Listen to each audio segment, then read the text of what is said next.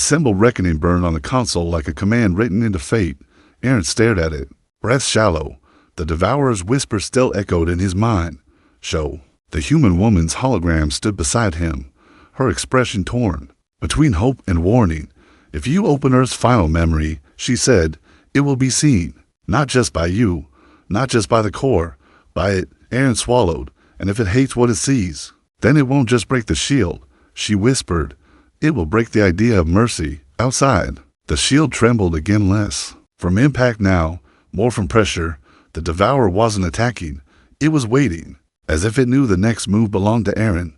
Above Valora, Commander Rail watched the fleets hold their fire, suspended in a fragile calm. The arc system screamed warnings, but Rail didn't give the order to shoot.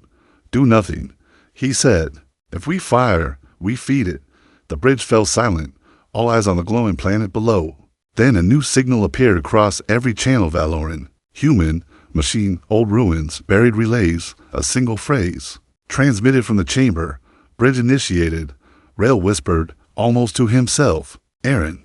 In the chamber, the core's voice returned, billions of minds aligned into one. Sentence, open the memory, or seal IT forever. Aaron's hands hovered over the console. He could feel Valora's people above, millions holding their minds together, remembering as one. He could feel human minds, two echoes from the Ark, survivors sending their last warmth into the conduits. This wasn't just a war. This was a trial of who deserved to exist. Aaron closed his eyes and thought of what Elder Duran said. Truth is the last bridge. He opened them. I'm not sealing it, Aaron said. The hologram woman's voice shook. Aaron, I'm opening it. He finished, not as a weapon, as a truth. He pressed the symbol. Reckoning activated. The chamber flooded with light, and the core unsealed Earth's final memory. The memory hit Aaron like a universe, falling into his chest. Not images like a screen, a living experience. He saw Earth's oceans under a black sky.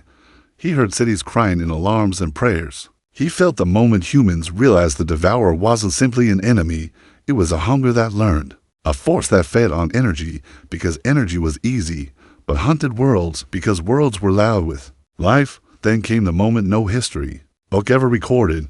Humans didn't just run.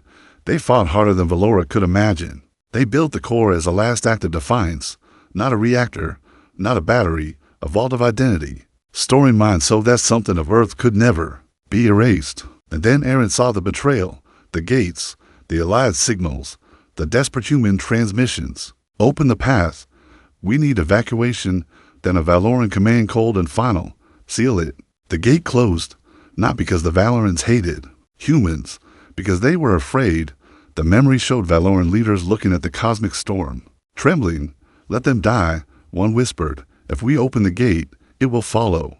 And then the core recorded the last human broadcast, spoken into the void with no one listening.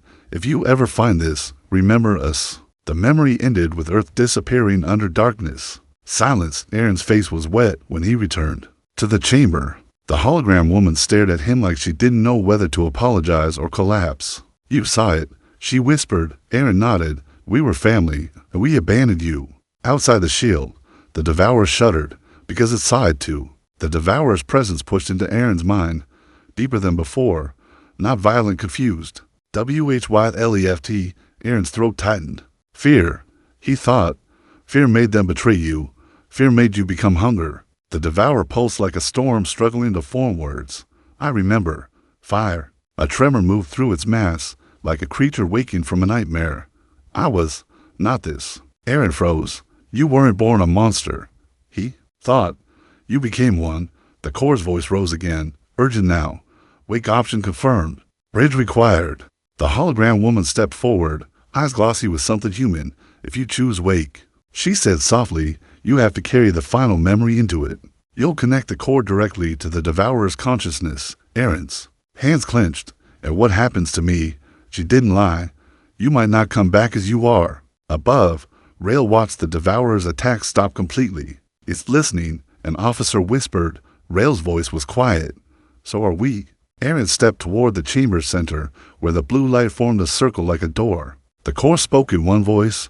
Bridge, are you willing? Aaron looked up, as if he could see the people of Valora through stone. He pictured the markets, the schools, the hospital's life that had nothing to do with ancient betrayal.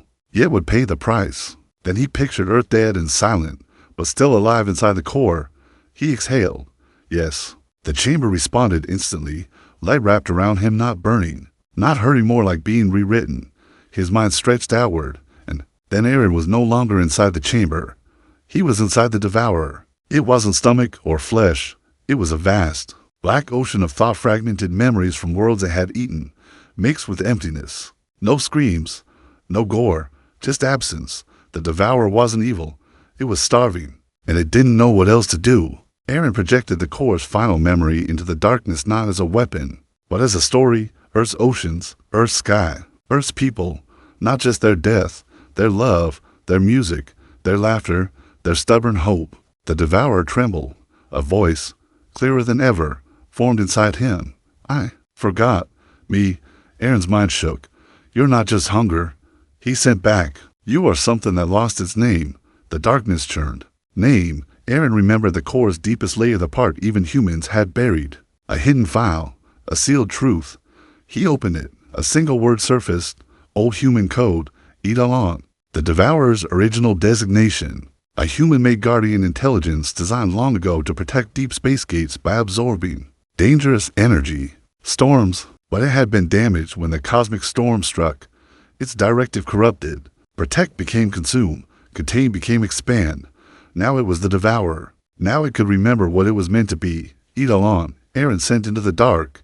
That's your name. The darkness still. Then something incredible happened. For the first time, the devourer did not reach for more. It reached inward, as if trying to hold itself together. The core spoke inside Aaron. Eidolon could be restored. But a warden must remain.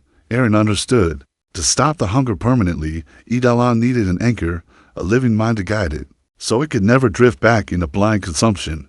Not a prison, a compass. The hologram woman's voice echoed faintly across the link. Aaron, if you stay, you become the warden. Aaron felt Valora's mind still remembering above, holding the wave. He felt human minds too, offering their last warmth. He felt Commander Rail silent, watching, trusting. He whispered a thought into the darkness. If I stay, do both worlds live? The core answered, yes. Aaron's heart broke in a clean, quiet way. Not tragedy, not melodrama, just clarity. He sent one final message into the network broadcast to Rail, to Turan, to Valora. Tell them the truth was worth it. Then he placed his consciousness at the center of Eidolon's storm and became the anchor. Outside, fleets watched as the devourer stopped pressing against the shield. The mass of darkness folded, slowly, carefully, like a storm deciding to sleep. The blue barrier no longer trembled. The sky brightened. Sensors lit up with something no one expected. Devourer status, dormant entity reclassified. Eidolon directive. Guardian mode. Rail stared at the screen, unable to speak. A Valoran officer whispered, did we win? Rail's voice was barely audible. No, he said. We were forgiven. The next sunrise over Valora looked different. Not because the sun changed, because the people did. In the capital, Elder Turan stood before the High Council with his head high, not as a storyteller, but as a witness. We will not erase this, he said. Not again. Not ever. General Kavor, once full of pride, walked forward and removed his command insignia in front of the council. My ancestors sealed the gate, he said. My pride almost destroyed us again. He turned toward the public broadcast cameras. To humanity and to the truth, I submit. It wasn't weakness. It was responsibility. Human ships descended not as invaders, but as builders, not to reclaim through force, but to reclaim through memory. The Ark of Earth opened its lower bays, releasing ancient construction drones and restoration modules. Rail addressed both worlds. We came searching for what we lost, he said, and we found more than a core. He paused. We found family. Weeks passed. The core was stabilized, no longer burning, because it wasn't powering a war anymore. It was powering a cure. Eidolon remained in deep orbit beyond the system, the sleeping guardian with a living warden guiding it from within. Then, one night, the old machines beneath Valora lit up in a calm wave. No alarms, no threat. A message appeared across every screen on Valora and on the Ark. Warden online. That a second line. Aaron remains. Rail closed his eyes. Turan wept. And on the northern wastelands, the metal door once sealed opened, not with a warning, but with a greeting. Years later, Valora became the center of a new alliance. Humans did not take the planet. They did not rule. They remembered with Valora. Together they built a new purpose. The core became a library, not a weapon. Eidolon became a guardian, not a devourer. The old gates were rebuilt with safeguards so no world could be abandoned again.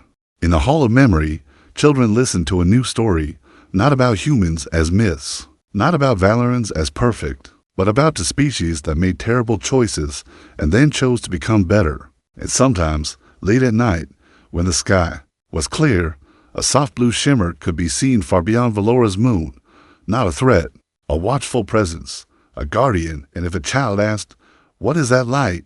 an elder would smile and say, "That's Eidolon," and inside it is Eren, the bridge who ended a war by teaching a monster to remember its name.